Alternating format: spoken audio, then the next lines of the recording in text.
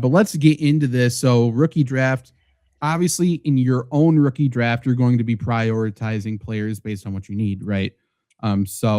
What we are just going to do a blanket across the board if you have a need at every position, right? But as the draft goes along, we are a little bit smarter. So if I take a quarterback at 101, which I'm not going to, I'm not going to be taking Ty Simpson at 201 because I already got my quarterback. But I'm not going into this draft thinking I need a quarterback or thinking I need a running back, even across the board. Does that make sense?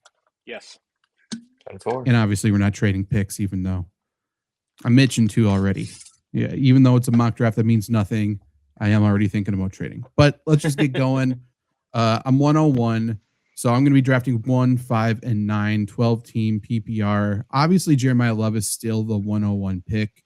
It is very disappointing that he went to the Cardinals, but you guys have heard me all the time talking about you got to trust the money with running backs in particular, and he's the highest paid running back in the NFL, which is crazy. It's baffling, but he is, and he's going to be getting plenty of work this year. He'll be getting even more work next year and a couple years from now, I would imagine. So easy 101 pick. Just don't overthink it. I said that he should retire as soon as he signs his contract. So, I mean, that's how much money he's getting. Yeah, I agree. I agree. Right. We've been saying this for the last year that he's 101 in Dynasty drafts coming up. Stick to the plan. Don't shy away from it. It's a very easy pick to make. Don't get too crazy. Yep. I'll follow that up and I said too, like, I'm going to take Cardinal Tate here, but I said, I think depending on where you're drafting, obviously what you need and everything, or when you're drafting, like, I think there's a case that Cardinal Tate could be the number one if you need an immediate guy who's going to go out, because he feels like the most, maybe not, to me, he feels like the most likely guy receiver who's going to step in and be the guy for his team. I've been on record saying I love when young quarterbacks and young receivers kind of team up together and kind of grow together. I would imagine Cam Ward and Cardinal Tate are probably already throwing the ball to each other. With given Dayball, and it feels like Tennessee's somewhat on a rise. It feels like they maybe even has a chance to win the division. It feels like Cardinal Tate is kind of the go-to guy. Now, I know Wandale's there and all these other guys are there, but it feels like Tate is going to be the guy, at least maybe, for the second half of this year into next year. I think he'll be a really good player for Tennessee. Agreed. Yeah, so that brings me up at number 3. I would say I am happy to take Jordan Tyson here. I think there's an argument to be made that he should be viewed or as somebody who can go ahead of Carnell Tate at 1.2, depending on how you want to build things out and stuff. Obviously, we talked about it in the lead up to the draft. There's the injury concerns. There's some kind of maturity concerns. There's definitely things he needs to clean up as far as his game on the field as well. But I like the landing spot a lot.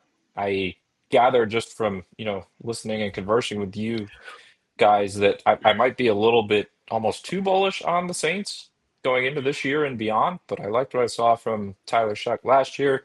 Chris Olave is still the one. Tyson doesn't have that pressure that Carnell Tate might have from day one.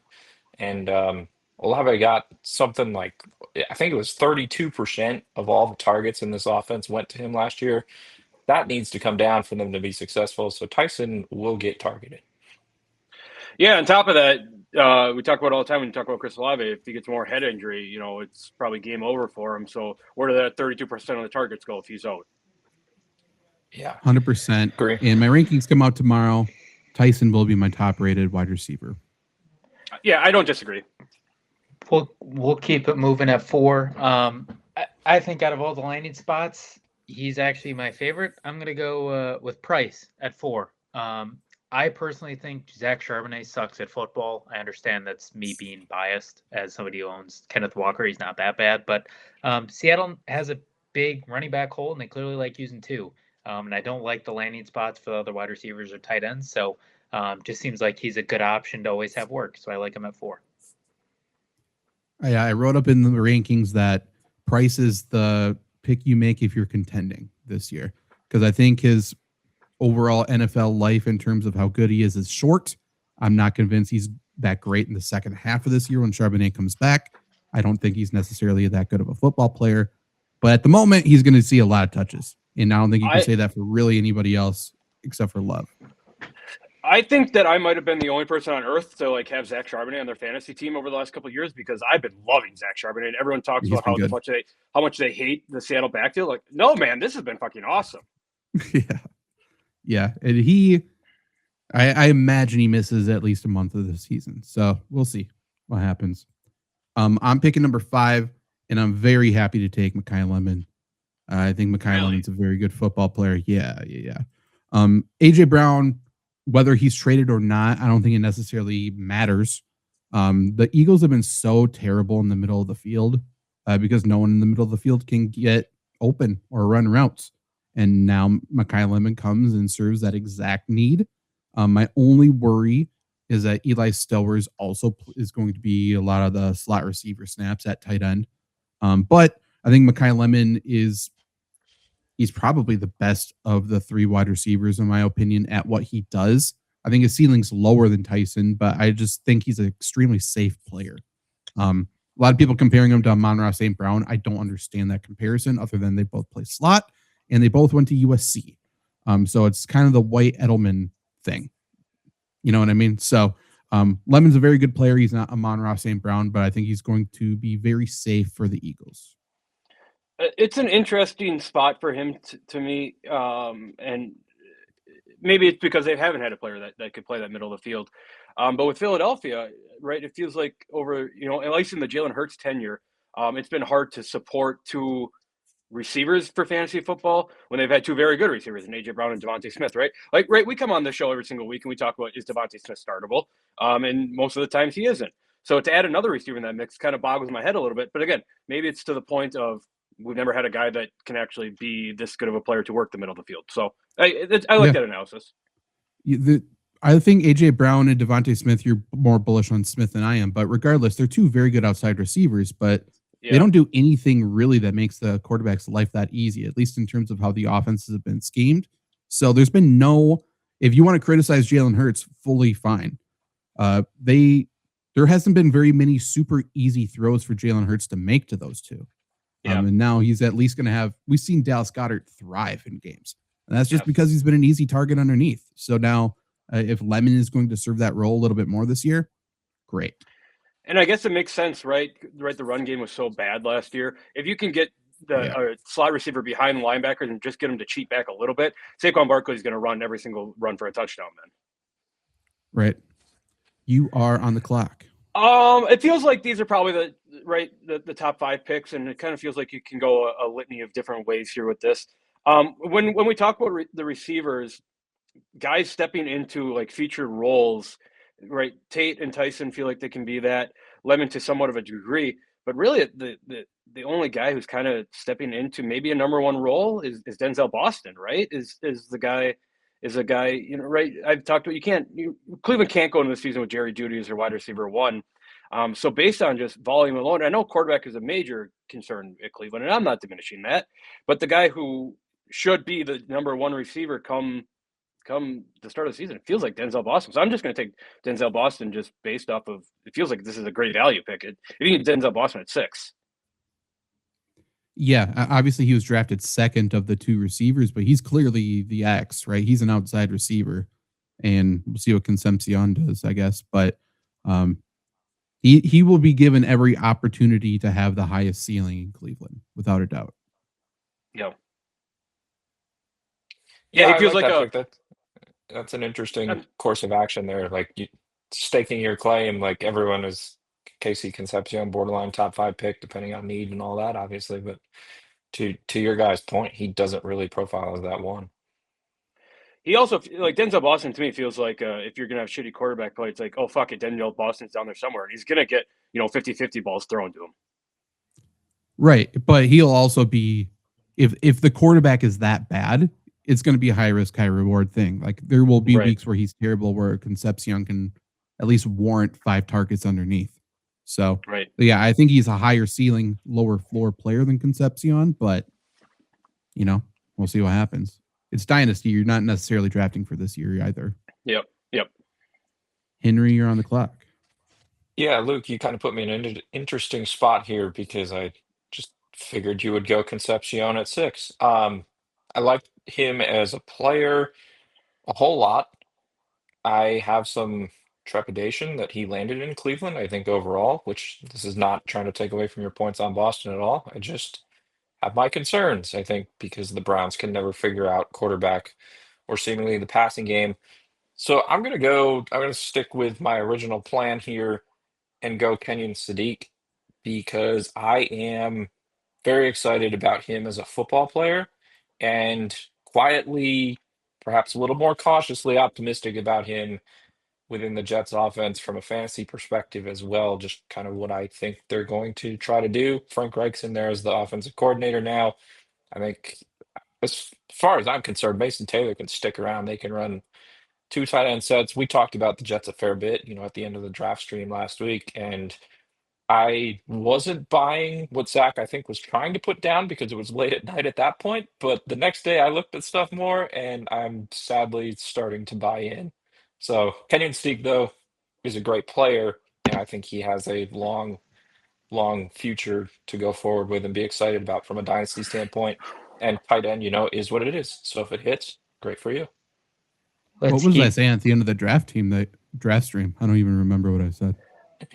You were trying to convince Luke specifically, but I was kind of sitting there shaking my head too that the Jets might not be bad offensively. Oh. Let's move that right to pick number 8. Oh, okay. I had one more thing to say about Sadiq. No, go ahead with Sadiq, but I'm just saying you might as well put Omar Cooper at 8, and I'll say why after Luke. Okay, sure. Just Sadiq, and you guys can tell me if I'm way off base on this. Sadiq, he doesn't go to a very good offense on paper, right? This feels similar to a Harold Thanen situation. Now, I know they're going to play very different positions and play, line up in different parts of the field, but this is one of the better athletes in the draft.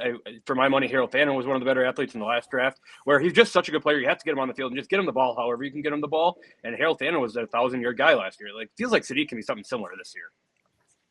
I agree. However, in college, when he was even bigger, faster, stronger than everyone there, I guess my critique would be why didn't they do that at Oregon? You know what I mean? Yeah. So if you liked Sadiq going into the draft, I think you should feel the exact same way. If you were worried because he wasn't productive in the draft, heading into the draft, I think you should feel the exact same way too. With the Jets here, they didn't draft him to split time with anybody.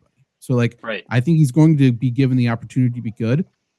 I think he's pretty raw. I think he has the potential to be outstanding. There is no given that he's going to be an outstanding football player or not. But I think the Jets have plans for him, and I can't say that they necessarily do for Mason Taylor or really anybody else on that team. And what's to say they don't trade Garrett Wilson tomorrow? This right. is a team willing to trade away their stars, and I think Garrett Wilson's a bitch. So maybe they think so as well. So if you like Sadiq, there's no one who really dropped further in dynasty value during the draft than him. So I think you're getting a pretty good value. Even at 7, I think it's a value. Can I ask too, who makes these projections? Because how do you project Kenyon Sadiq to have 2 rushes for 9 yards? Hey, he's got at least 2 in him. Maybe 3. Yeah, it feels like a really weird projection. All right. Sorry, Trevor. I've been cutting you off. Let's revisit this at the end of the year. Yeah. All right. Yeah. I'm going to take the over on it. Okay. There you go. I'll take over 9 rushing yards this year for Kenyon Sadiq. Love it. Okay. Trevor, another piece of that offense is Cooper. Omar Cooper at 8. It's really hard to get many passes or many balls to Garrett Wilson when his quarterback play sucks. Also, when he has no other options. I like Omar Cooper. He'll open the field up more for all the other options. Field will be more open for him. What does he get from quarterback play? Hell if I know. But he's one of the I like his situation better than anybody else on the board. I actually like him better than Kenyon Sadiq, so I like him here at 8. Yeah, Cooper's a very solid football player, so it'll be interesting to see what they do with him. So I am at 9, and I'll draft the final player who I have in my tier 2 in my rankings. I have 3 tiers done. My final player at tier 2 is Fernando Mendoza. So obviously, if you're quarterback needy, I could see him going earlier than 9. But if you're in a single quarterback league, everyone has their quarterbacks. He could certainly drop to 10, 11, 12. Never know. He's not going to give you that instant gratification. If Cousins is playing well and the Raiders hope he does, then maybe Mendoza doesn't even see the field during his rookie year. I think he will at some point, but they're hoping he doesn't. But I think Mendoza, can make any throw. I don't think physically he's anything crazy, but I think he can do anything asked of him. And I think mentally he's very good. And that's the only thing you need in a Kubiak system. It's kind of like a Pat Shurmur system. It's just, the quarterback's going to be put in the right position, make the right read at the line of scrimmage, throw it to the open player. And a lot of people mess that up. Darnold did that for the most part last year. It's not like Darnold learned how to play football good. He just got babied in a great offense. We saw Eli Manning do it with Pat Shurmur. We saw Sam Bradford do it with Pat Shurmur. They set passing records with completion percentage. That's what Mendoza is going to be able to do probably in 2027 because the Raiders desperately need receiving talent still. But if you can sit and wait, I think Mendoza is as good of a pick as you can make in this first round too.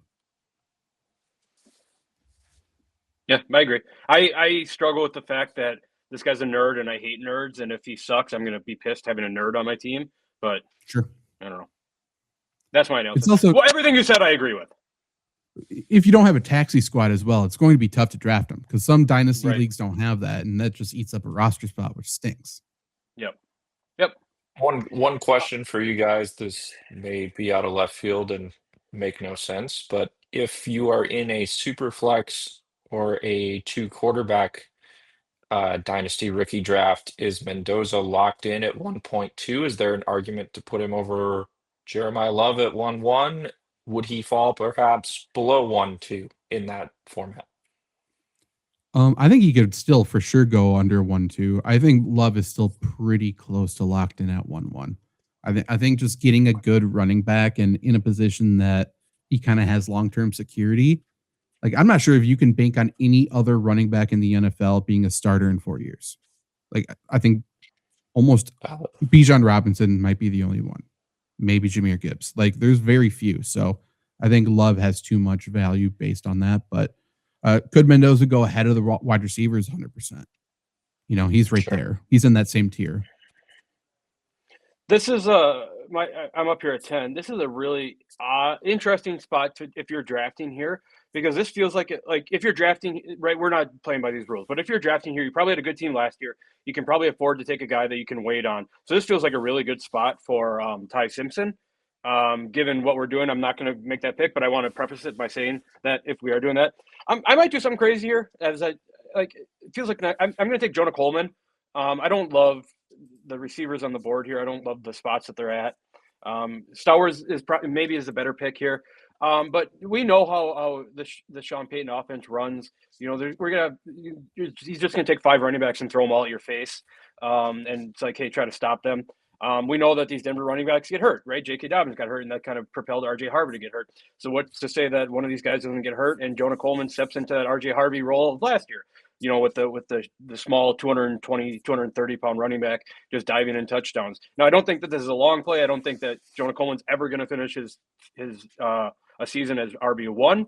But if we're looking for touchdowns are points, and I think Jonah Coleman is as good of an option to score a touchdown as anyone if any of these Bronco running backs get hurt.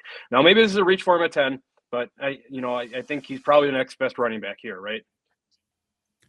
100%. I don't think that's a reach. I thought he was the second best running back in the NFL draft, and he's clearly the Dobbins replacement, right? But he's also a good receiver. Like, he's Mark Ingram. Yeah. That might be a lazy comparison, but like, that's the Sean Payton system. Like, that's what they're hoping he can be. Will he be that this year? Probably not, but they're hoping he can grow into that.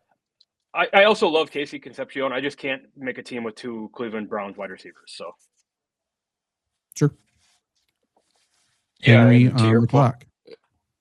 To your point, Luke, like, Dobbins can get hurt anytime, and behind that you have R.J. Harvey there, but afterwards it's McLaughlin, it's Bidet, I think is how they say his name. So, opportunity is perhaps more real there than you might think for Coleman in Denver. Also, did you guys see the picture of Bo Nix's leg? It does not look great. No, it doesn't look good. He looks very bow-legged, so I don't necessarily know that he's going to be running much come the most immediate part of his upcoming career. Agreed. So back to me at 1 first round, 11th overall. I considered him at 4 picks ago at number 7. I will happily take Concepcion here. I look at this and think to myself, I'm getting a discount on a guy that a lot of people seem to be thrusting up into fifth or sixth Yeah. overall in just pure dynasty rankings right now. I agreed with Luke's points on Boston earlier and what he could potentially become there in terms of, the players fitting into the roles within the offense. But I'll happily take Concepcion. He's a great talent. Loved watching Good him value. over the past year at A&M. So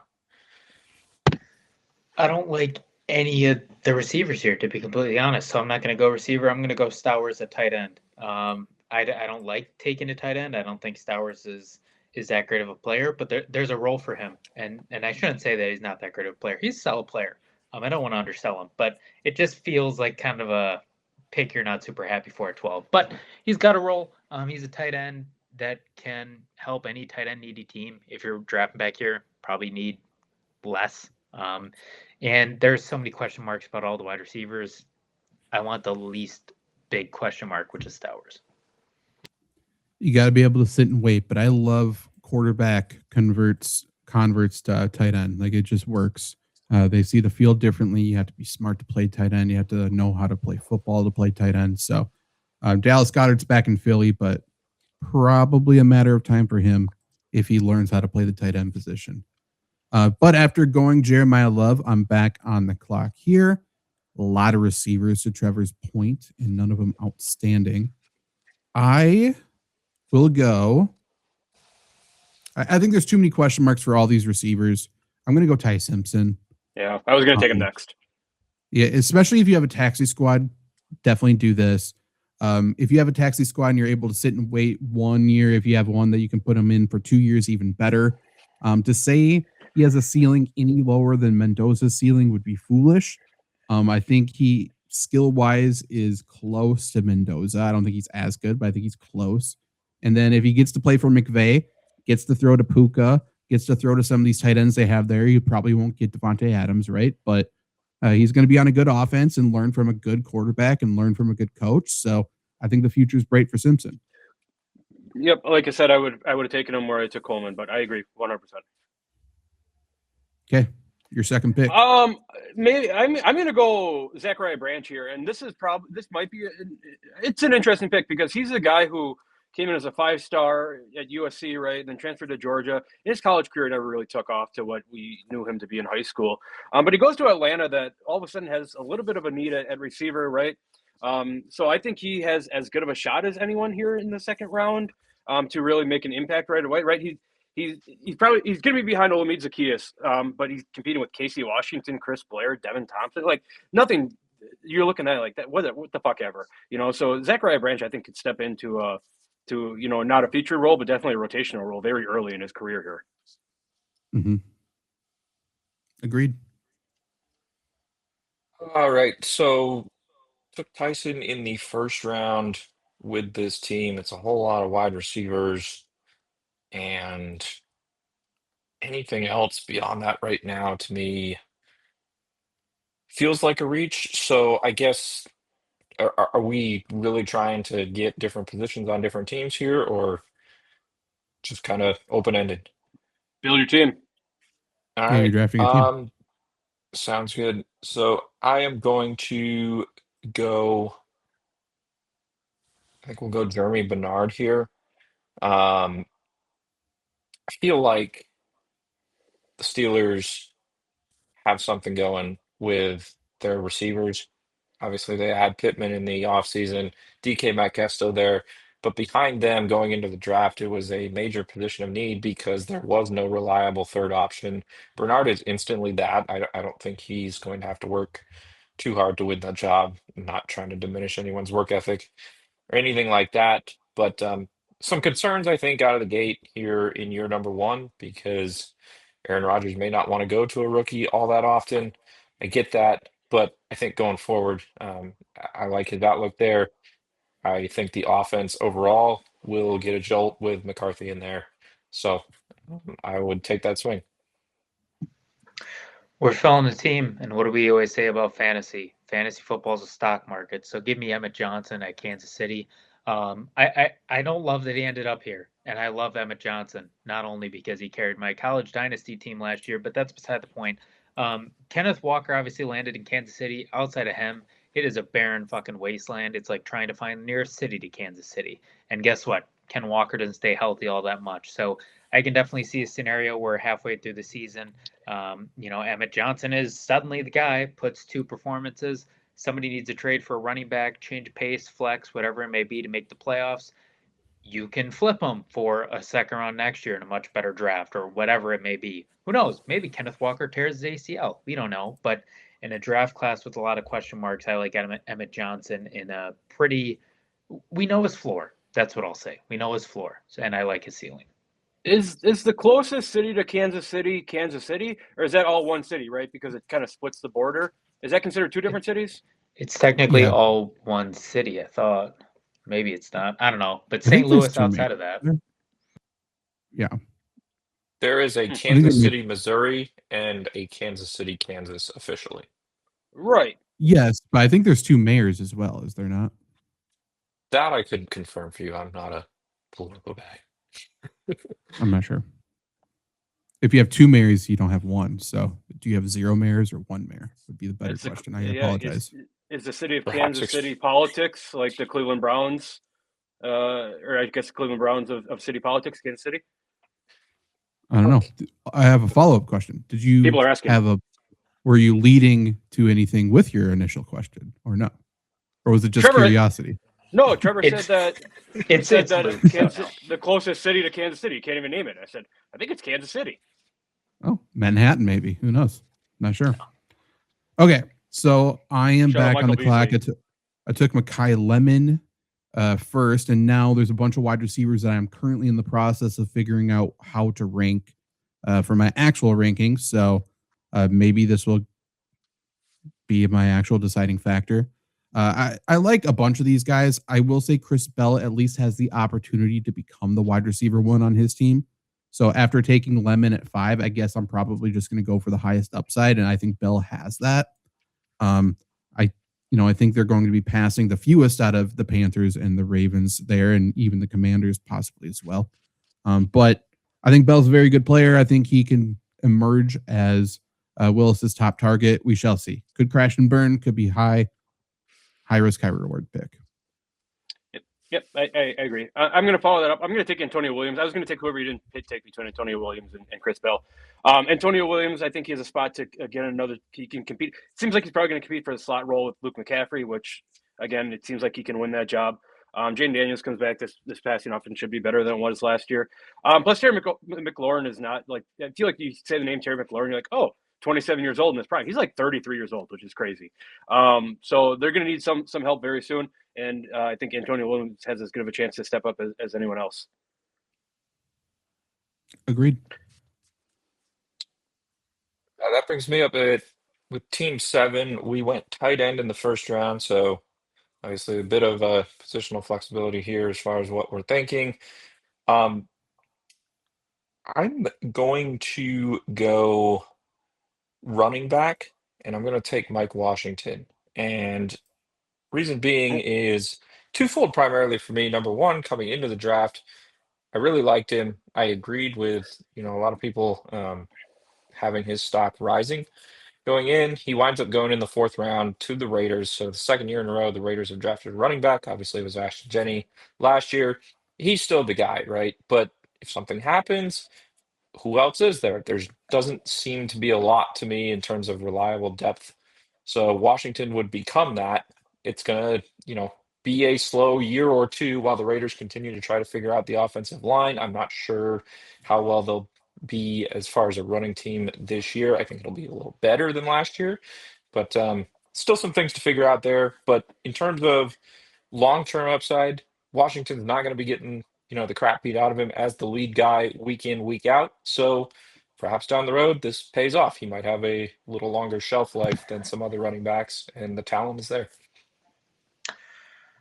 In the same vein with my next pick, we're going to keep a running back. I thought you'd go with him, Nick Singleton. I don't know many players that had their draft stock fall more than him for not only coming back, for breaking his foot at the combine, but the fact of the matter is the 2 guys before him are in their last year of their contract. And to be honest, I don't think Pollard and Spears have done enough to warrant a second contract there, at least as the guy. I think Pollard's gone, and then is Ty Spears going to be your number one guy? Hell no. So Singleton's probably going to be more of a special teamer, change of pace back. But I mean, to get running back 3 on this team, you got to beat out Michael Carter. I'm not worried about that. So long term, I think he's one of the higher upside running backs here, and so I like him in the late second. I mean, who knows if he becomes anything, but decent value. Very fair. And before we get going with this next pick, I do want to advertise games.flurrysports.org. We got daily trivia games here, every single day. Definitely go and check this out. You can create an account and then rise the leaderboard, compete with us. Still in beta version, but you can rise the leaderboard here, try some things out. The daily games refresh every single day, something brand new for you to play, and there's more games going to be added. And then you got all these other quizzes here that we are continuing to add on to. There's even more here. And you can play these as many as you want, share them with your friends, compete with your friends. Games.flurrysports.org. So we got a daily quiz, multiple choice quiz, timed quiz. You can get a bunch of points. Snap decision. This is almost a rock, paper, scissors type of situation. You're shown a defensive play. You have to choose the correct offensive play to move the ball, score the touchdown. We got who's that player? Bless you, Luke. You're given, or I don't know why. I didn't even look. I just assumed that was you. I'm not sure what this says about you. Who's that player? You're given clues, and you have to guess who the mystery player is that day. The more hints that you get, the fewer points you earn. And then clean sweep, you're given a prompt, and you have to choose all of the correct players to fit that prompt. You can cash out if you don't want to risk your points to get every single one correctly. But if you can get a clean sweep and get all of the players correct, you get the most points. You rise the leaderboard. So go check that out. And we need as many play testers as possible. If you find any issues, like I said, it's in beta, definitely let us know so we can get it fixed. And if you have any ideas that you want to see added, let us know that as well. So please go check that out. But at 109, I went with Mendoza with the first pick. I'll go with the wide receiver this pick. I think Brazel and Surratt are in very similar situations, but one has Bryce Young throwing them the football, and the other has Lamar Jackson. So I'm going to go with Elijah Surratt. I think he's the better player. I think they're very close, though. But yeah, it truly is the quarterback deciding that for me. Agreed. Best quarterback in the NFL. But I'm going to go with Jason Stribling here. And I don't really love this pick. But I think he's a guy who San Francisco's got a weird receiving room. It doesn't feel like he's a key contributor right away, but he was their first pick this year. San Francisco traded back to the first pick of the second round. They felt like, it was kind of a reach on it. And if you're taking someone with your first pick, it probably means that they're going to contribute sooner than later. So I like that as a guy that I'm looking to add to my team right away. I think that walk cautious with this pick, because I'm going to imagine that Stribling is probably going to be, even in redraft, maybe, is going to be like everyone's fantasy sleeper because he's such a big body and they drafted him this high. I don't necessarily know he's that good of a player. And Henry, maybe you can speak more to him than I can, being an Ole Miss guy. But he's a fine player. I just don't know where he fits in this offense right away. But I think down the road, Mike Evans probably doesn't have much time left in the NFL. If Stribling can be anything, there's definitely a spot for him on the San Francisco 49ers. Well, people will take him more seriously, too, once they trade Ayuk and once Juwan Jennings signs somewhere else. Then it's like, okay, right. Now we know for sure what this receiving core is. Yeah, that's my main thing is everyone killed San Francisco for making the pick when they did early second round just because he wasn't mocked there, so it's terrible draft value or whatever. Sure, you can have that argument, but Stribling is a solid player. Like, he can run different types of routes. He's big. He can shed tackles working in the open field. So I like the pick, honestly, for them. I just look at it and say, all right, they traded out of the first round. They accumulated some other draft capital, and Stribling was the guy they wanted. So, as far as your pick here goes, Luke, if you didn't take him, I was going to, because to me, that says clearly the team believes in him. So that's what I figured. Yeah. Yeah. So team 11 up here, Concepcion was the first round pick. I'm again going to, I guess, double down on wide receiver here with another one of my three teams. let's go with. I've been kicking these two guys around back and forth. Give me Skylar Bell. I know the Bills are a run-heavy offense, um, and that's obviously what they're going to continue to do this year. But opportunity still, to me, knocks in this wide receiver room, even after the DJ Moore trade. I don't know that that's going to be quite what some people think it's going to be or are hoping for from a fantasy standpoint. Obviously, after that, Khalil Shakir's still around. Keon Coleman, do we know what he is? Can he take a step forward? Don't know. I think Skylar Bell has some versatility in how he can be used, but he can also be that reliable possession receiver that fits perfectly with how the Bills like to throw the football. I feel like every time Josh Allen throws, it's 5 yards down the field, at least last year. That has changed here in the past couple of years just with how they're running the offense. So to me, Bell fits in there. It's probably not going to happen right away, but I think there's a path where he can be productive in the offense. We're going to keep the wide receiver run going. Give me Ted Hurst. Good pick. Tampa Bay has a lot of wide receivers, obviously a crowded room. They still felt the need to get this guy at pick 84. They have Ibuka, they have Godwin, whatever he becomes coming back. But Ted Hurst is a big guy, which draws parallels to Mike Evans, obviously, because Mike Evans was there for a while. But he's also got some speed to get downfield, too. I wouldn't call him a burner, but I mean, he's got good speed. You can throw up the ball to him. I mean, I look at all these receivers. I mean, we look at some of those guys. I look at really every position. I don't see any super big playmaking possibilities here. So I'm going to say, wow, wide receiver in Tampa Bay, they love to throw the football and they invested in them. Sounds good to me. Very fair. So I'm going to go with Brazel then with the third pick or the first pick in the third round.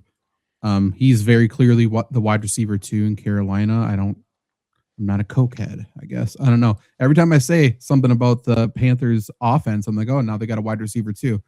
There's so many people who like Coker. It kind of baffles me. He's like everyone's wide receiver 1 of all time, I feel like. I don't know. Brazel's good at football. And with Ted McMillan drawing top coverage away, I think Brazel could be pretty good. And I mean, shit, he plays in the NFC South. How tough is it to find some success? Good point. The guy that I'm going to take here is going to be Jacoby Lane. And for one reason and one reason only, I am a basketball fan. I like basketball. This guy is a basketball player playing football. Not that he is DeAndre Hopkins. DeAndre Hopkins was a basketball guy playing football. And even last year, I know he wasn't used much. DeAndre Hopkins made some sick catches. Jacoby Lane's going to make some sick catches, and you would rather have that on your team than not have it on your team. So he's a fun pick. I don't expect him to be anything crazy, right? But he's a guy who'll go up and make a one-handed catch. 100%. He's fun. All right, for me here, let's go Max Clare with the Rams. You might have mixed feelings about it, but the Rams obviously liked him. They took him 61st overall. We know they love to run 2 tight end sets, multi-tight end sets out there. We know there are a lot of bodies at the tight end position as far as the Rams depth chart is concerned. However, I don't have all the contract situation details for these guys memorized, but Colby Parkinson feels like a letdown when he drops meaningful passes. Tyler Higbee seems like he's always hurt. So I think there's a path to playing time. He's not going to be necessarily the go-to, but I think he gets on the field. And I think as guys move on, etc., that role could potentially grow. Obviously, the future of the Rams 2 years from now might look very different in terms of quarterback and head coach, but I think he's a solid overall player as well. For this pick, I'm going to need some participation from you 3. I'm going to list receivers. You tell me if any of them are worth a damn. Darius Slayton, Jalen Hyatt, Darnell Mooney, Calvin Austin. Any of them? I love Darnell Mooney. I also like Darnell Mooney, but to play your game, Trevor, no. Like, Jalen Hyatt is fantasy. fast. I think Slayton's he's fine. always like a 500-yard guy. Yeah, I think he's fine. Point I'm making, Malachi Fields here. Yeah. Drafted at 74. I like Darnell Mooney too, just for fantasy. I mean, he doesn't really do anything for you. But big receiver, 6'5". Neighbors drafting #1 coverage. They invested in him again. I'm looking Dynasty late. Who has been invested in? Pick 74. Giants obviously need multiple options. They have some tight end options too, kind of. So I like him. He's got kind of a low floor. I mean, who knows with Giants receivers, but big body receiver. What's not to like about that? My pick here. I'll make my pick. I'll pick my pick first. Oh, you're up. I'm sorry. I got too excited. No, you're good. I know you did. It's tough to keep track. To be fair, I don't even know who I'm going to pick anyway. I guess I'll pick. I don't like anybody a ton at this spot, but I took 2 wide receivers. I won't take a 3rd wide receiver because of that. Best available, I think, is wide receiver, but I guess I'll just take a random chance and go Carson Beck here.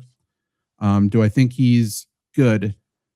No. But I do think he's got moxie, and I think no other quarterback on the roster is good. So I think he could eventually become the starter there. I think that's their hope. Like, they took him pretty early, so they certainly hope he's the 2027 starter. I'm going to argue the same thing with my pick. I'm going to take Drew Aller. I think they liked enough of him to take him in the 3rd round. What does that say about Will Howard, who I thought is a fine quarterback? Means there's probably some competition for a backup. And we got to stop playing the game that is Aaron Rodgers to come back and say Aaron Rodgers is going to be the starting quarterback for the Pittsburgh Steelers next year. You get a year in the same room as Aaron Rodgers, so that's hard to pass up. True. On top of Mike McCarthy being kind of underrated quarterback developer.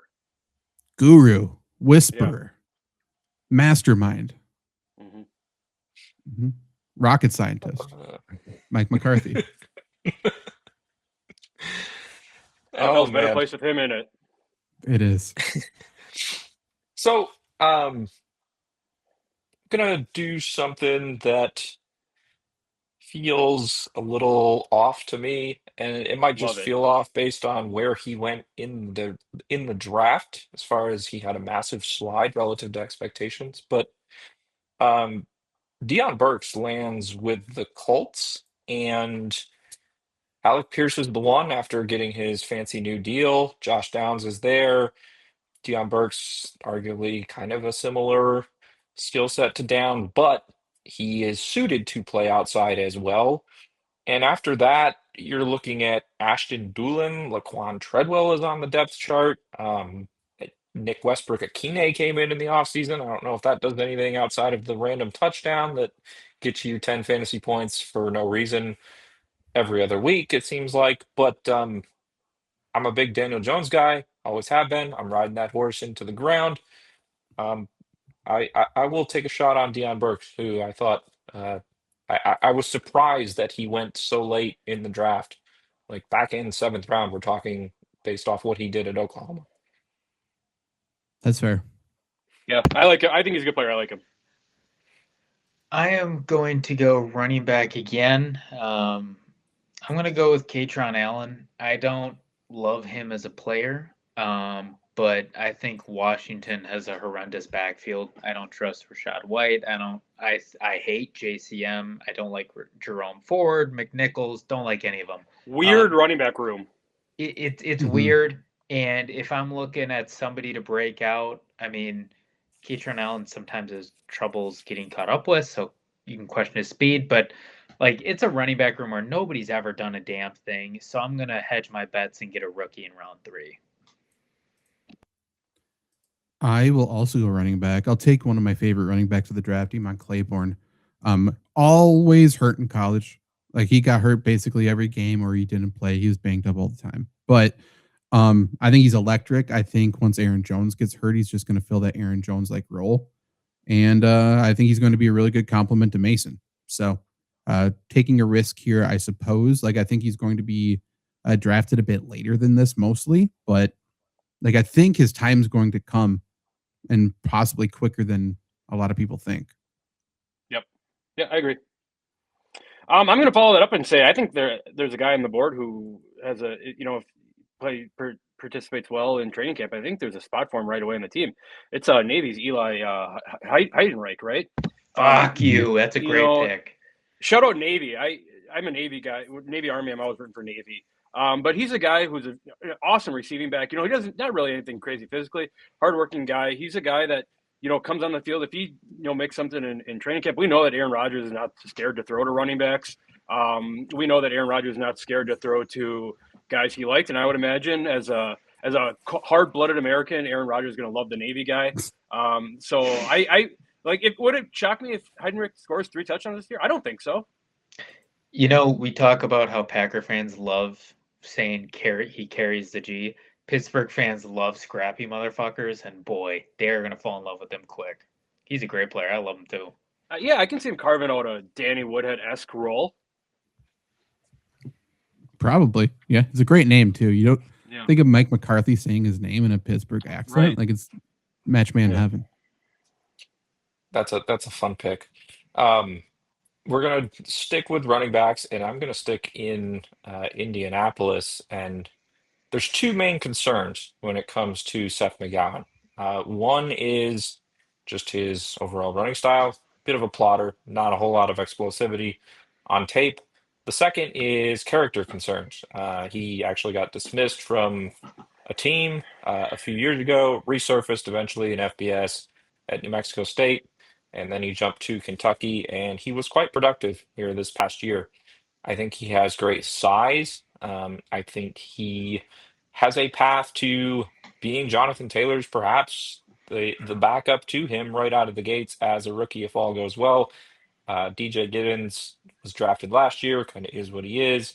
Ulysses Bentley they signed after the draft. I know him well from Ole Miss, but he's not contending to be the RB2 in Indianapolis. So McGowan's the guy who I'm willing to take an upside chance on late 3rd round and beyond for sure in rookie drafts.